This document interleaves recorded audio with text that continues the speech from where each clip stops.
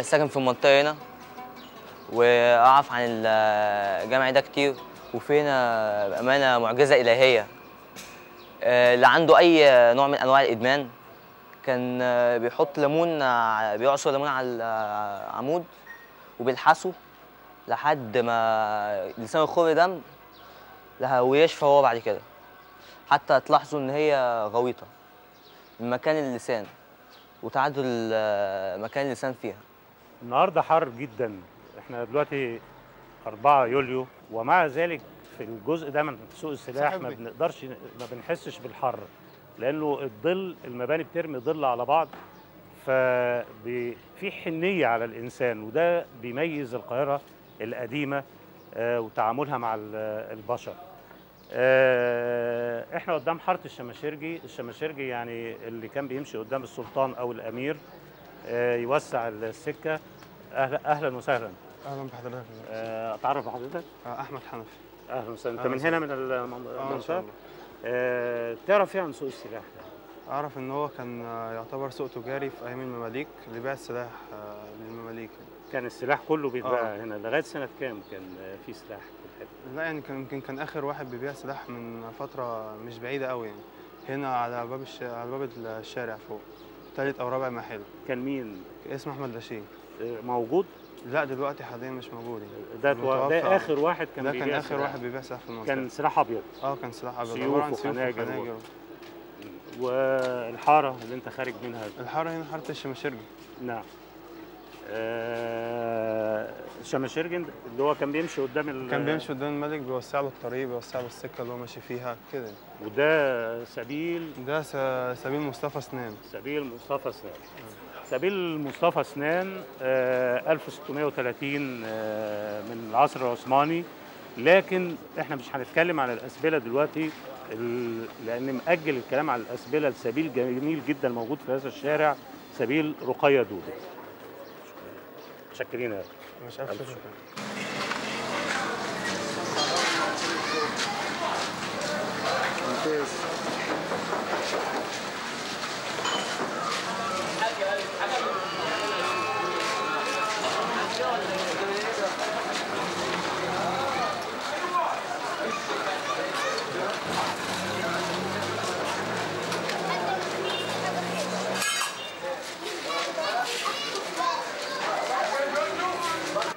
ما زلنا في شارع سوق السلاح.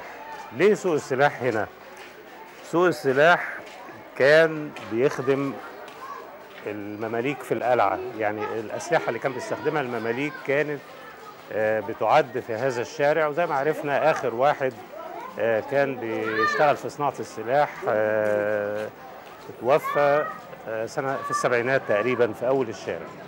الشارع بيسلمنا من مرحلة لمرحلة، من أثر لأثر، أينما الإنسان نظر لازم بيشوف مبنى قديم، بيشوف عمارة لها علاقة بالماضي، بالذكرى بالماضي. أو إحنا مثلا دلوقتي قدام قبة الشيخ سعود. قبة الشيخ سعود منشأة في العصر العثماني، أنشأها سليمان بيك. كانت معروفة باسم القبة الخضراء لأنه القبة نفسها كانت مكسية بالغشان الأخضر، والآن بتتطلع للي ماشيين والماشيين بيتطلعوا ليها. يعني في علاقة ما بين اللي كان وما بين اللي موجود، في علاقة ما بين الراحلين وما بين الأحياء أيضا. الشيخ سعود ناس كتير جدا بتتبرك بيه هنا. في نفس الوقت بيواجه الشيخ سعود بيت مصطفى سنان. بيت مصطفى سنان دلوقتي مهجور، أقدر أسميه عمارة الصمت. عمارة الصمت بتواجهنا كتير جدا في القاهرة القديمة. بيوت جميلة مفيش حد ساكن فيها، مقفولة، بتنتظر الترميم، بتنتظر التصليح، لكن ليها حضور بيدي المكان قيمة كبيرة جدا. بعد كده الشارع بيفتح معانا وبنشوف واحد من أجمل المباني في هذا الشارع، سبيل رقية دودة. يا ريت نقف دقيقة هنا جنب القبة الخضراء ونلقي نظرة على مأذنة الجامع الجاي اليوسفي اللي أصبح ورانا. الجامع ما بيختفيش مرة واحدة.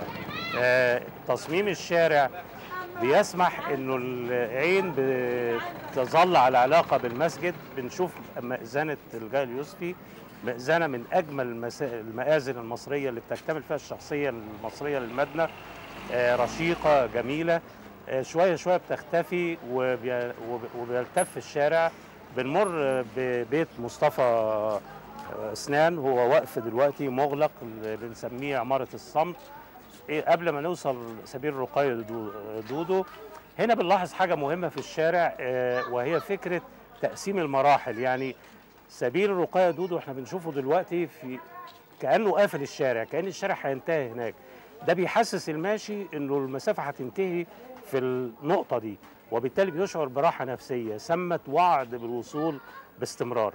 لكن مجرد ما نوصل لهذه النقطة الشارع بيفتح مرة أخرى. دي حاجة خاصة جدا بالشارع المصري. لغاية نهاية القرن ال19 لما جت شركة إيطالية وعملت مواسير مية في القاهرة، كانت عملية تزويد القاهرة بالمية مسألة مهمة جدا وغاية في الأهمية. تزويد كل هذه المدينة بالمية، كانت الجمال بتنقل المية في قرب من النيل للأسبلة، ومن الأسبلة للبيوت. المسألة كانت بتخضع لتنظيم دقيق جدا بواسطة المحتسب وواسطة الإدارة اللي بتدير المدينة، وكان أهم مصدر المياه في المدينة هو الأسبلة. الآن احنا أمام واحد من أجمل الأسبلة يمكن في العالم. مفيش فنان جه إلا وتوقف قدام سبيل البدوية أو سبيل رقية دودو اللي بيرجع للعصر العثماني. السبيل ده موضوع كبير جدا، موضوع ليه علاقة بالمية، ليه علاقة بالمعتقد الديني، وجعلنا من الماء كل شيء حي، وبيعتبر حتى الآن من أجل أعمال الخير اللي ممكن إنسان يقدمها في مصر. صحيح بنشوف بعض الناس بتقدم قلل على أرواح الموتى، لكن السبيل لغاية نهاية القرن ال19 كان من أهم أجزاء المدينة. إيه هو السبيل؟ السبيل عبارة عن منشأة من منشآت الخير، يعني اللي بيبنيه لوجه الله. وقدامنا هذا السبيل الجميل بيتكون من 3 أجزاء. في جزء تحت الأرض صهريج، احنا ما بنشوفوش، بيحفظ فيه المية، في شروط دقيقة جدا عشان حفظ المية. وبعدين في الجزء الأمامي اللي هو قدامنا ده مزخرف بزخارف تليق بقدسية الماء، وكانت المياه بتقدم من الجزء الأمامي ده بواسطة المزملاتي. المزملاتي ده هو الشخص الذي يسبل الماء، يعني هو اللي بيحفظ المياه وهو اللي بيفرغها للناس. كان لازم يكون خالي من الأمراض، لازم يكون نظيف، ليه شروط مهمة جدا بتحفظها كل مصادر كتب الحسبة في العصر العثماني. دايما السبيل إذا كان بيحرص على نظافة الماء ونقائها بالنسبة للناس بيرتبط بالقرآن الكريم. في الطابق الأخير كتاب لتحفيظ القرآن الكريم، وكما نرى مجموعة من النقوش الجميلة سواء كانت بالمزخرفة بالحديد أو بالإشاري بتبرز احترام المكان اللي بيقدم المية للناس. الأسبلة في القاهرة الآن حوالي 166 سبيل تقريبا اللي فاضلين. طبعا ما بيقدموش مية لأن المية بقت في المواسير، لكن في الفترة اللي جت فيها الحملة الفرنسية كان يقدر عدد الأسبلة بحوالي 3000 مية. كان في أسبلة مش للإنسان فقط، للحيوانات أيضا. شخصية المزملاتي اللي كان بيقدم المية هنا كانت بترتبط بأصحاب القرب اللي كان بيشترط فيهم الأخلاق العالية جدا، لأنهم بيدخلوا البيوت في وقت ما كانش فيه السكان، ما كانش فيه الرجال بيبقوا موجودين. بيشترط فيهم الأمانة وفي نفس الوقت النظافة الشديدة. كانت القرب بتتشال على الزهور أو على جمال أو على الحمير، على الدواب يعني.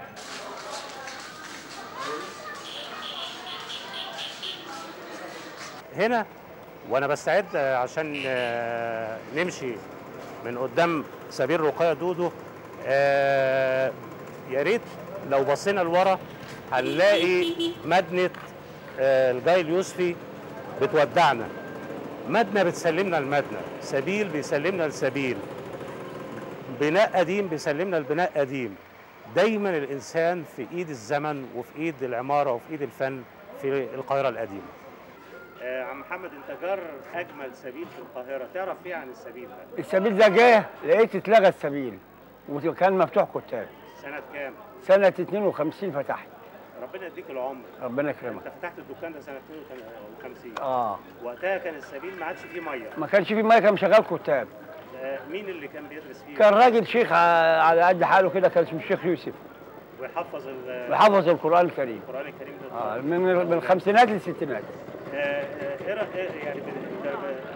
عارف مين اللي بنى السبيل؟ واحده اسمها رقيه دودو. رقيه دودو ولا البدويه؟ رقيه دودو. في ناس كتير بتيجي تتفرج عليه من اوروبا كلها، بيجوا يصوروه ويرسموه. خدك حملة ابن بقى. هنا سوق السلاح.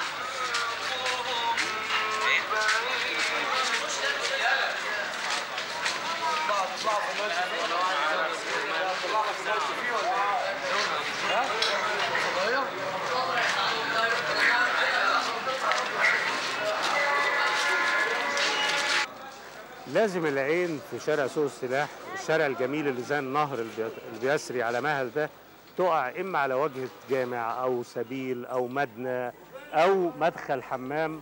الحمام ده على فكره من اقدم الحمامات في القاهره، بناه الامير باشتك 742 هجريه، والامير باشتك كان احد كبار رجال العصر المملوكي، وعايزين نتذكر اسمه لانه هنرجع له تاني في بين القصرين. هناك بنى قصر ما زال موجود وهو في منتهى الجمال وبحاله جيده جدا. الحمام منزوي منسي، لا يستخدم الآن، لكن الواجهة بتاعته ما تزال جميلة، تحتفظ باسم منشأها وفيها نقوش بديعة، والمنشآت بتاعته قائمة لكن ما حدش بيستحمى فيه دلوقتي.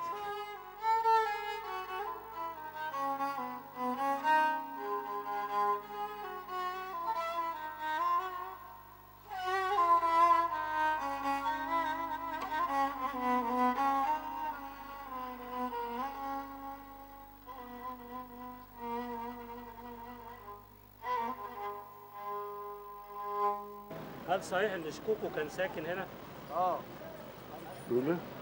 شكوكو شكوكو محمود شكوكو اصلا من درب المحروق اصلا، وكان له محل نجاره هو واخوه في درب المحروق، وكان بيغني وبتاع مش عارف ايه حاجات زي كده، خدوه انشهر، خدوه في العمليه دي، وبعدين اشتغل في الاغاني وبتاع، ودخل اذاعه ودخل التلفزيون، وبين هو ساكن في الحته دي. عنده بنت اسمها منيره، وواد اسمه بيغني بردك بس اسمه سلطان ولا مش عارف اسمه ايه، وقاعدين واخواته. اخوه كان قاعد هنا، البيت اتهد. ده بيتهم ملكهم، سيادتك ده بيتهم ملكهم، هو من ايه؟ مش من درب المحروق. اخواته في ست فاطمه النبويه، جنب ست فاطمه النبويه، جنب المقام، فبيتهم هناك. هو بيت ده بيت اخواته، هو جه اشتراه وقعد فيه، يعني جه اشتراه، كانوا هم ساكنين. اوعى عليه؟ اوعى عليه. وكانت الناس تعرفه؟ طبعا. بس هو مقام بقى في باب هو ما كانش مختلف بحد كتير هنا. حاجه ما تزعلش من زمان كده.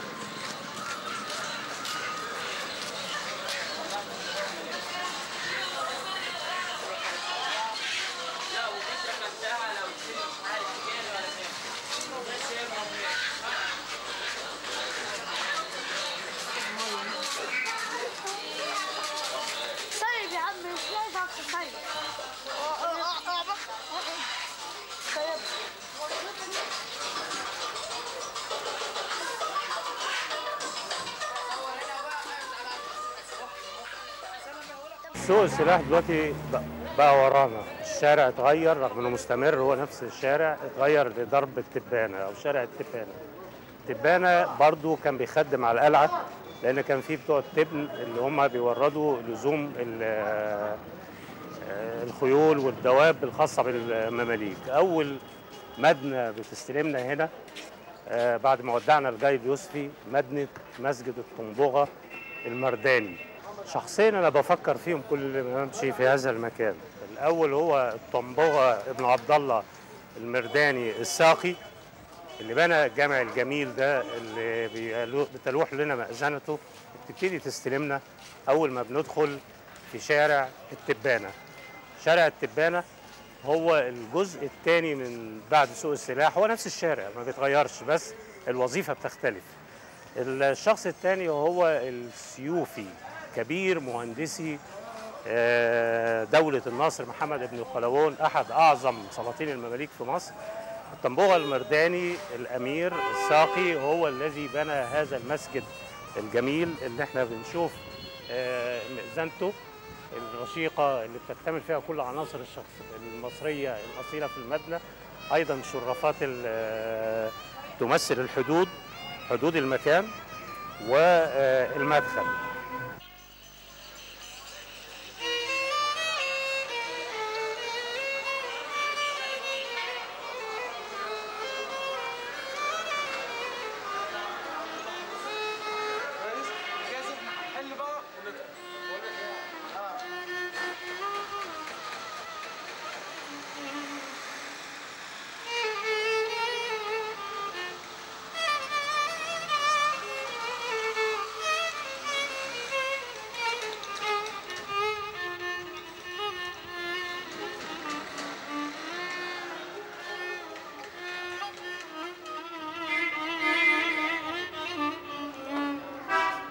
الحقيقة أنا من المساجد اللي برتاح فيها جدا وبحرص على زيارتها باستمرار مسجد الطنبوغة المرداني. السلام عليكم. وهنعرف حالا دلوقتي ليه، لأنه هذا المسجد يمكن من أكثر مساجد مصر خصوصية وثراء بالجمال وبالعناصر المعمارية المختلفة، وفي عناصر غير موجودة في أي مسجد آخر. عنصر ملوش مثيل في أي مسجد في مصر، السياج الخشبي اللي بيمتد أمامنا ده من العناصر الفريدة جدا في مسجد المرداني. قديم عتيق عريق جميل متنوع، بيشكل سياج ما بين الخارج وما بين الداخل. زي ما احنا ذكرنا المسجد المصري اللي هو امتداد للعمارة المصرية القديمة بيقوم على التدرج، بياخد الإنسان خطوة خطوة. طب إيه المقصود بالسياج الخشبي اللي بيحجب الإيوان القبلي حيث القبلة عن الخارج، عن الجزء المكشوف اللي بيخلي الجامع متصل بالسماء؟ لو توقفنا قدام هذا الجزء، هو بيتكون من 1 2 3 4 5 6 7 8 9 أجزاء. كل جزء بيفصله عمود عن التاني. إذا بصينا لهذه الوحدة هنجد 7 أقسام لغاية ما نوصل للشرفات أو العرايس الخشبية الموجودة بأعلى. الجزء التحتاني 1 2 3 4 5. بنلاحظ حركة التبادل هنا، في كل قسم ليه شكل خاص. يعني هنا مثلا أرابيسك الخشب المايل ده وحدات مايلة، هنا بنلاقي وحدات واقفة. في على كل رأس أو كل جزء مربع ما يشبه الهمس. أنا أكاد أسمع همس وأحس بهمس الصانع اللي كان بيحفر الخشب بهذه الرهافة كشكل من أشكال العبادة والتقرب إلى الله، وليس كصنعة وليس كمجرد مهنة. الأشكال بتختلف من ورقية إلى زخرفية، لكن كلها بتصعد إلى أعلى.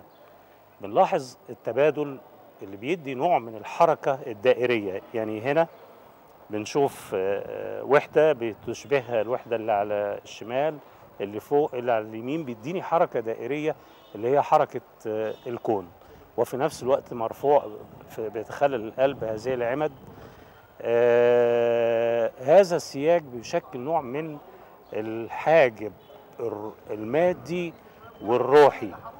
القبلة هي أهم جزء في المسجد، ما بين القبلة وما بين الجزء المكشوف حجاب.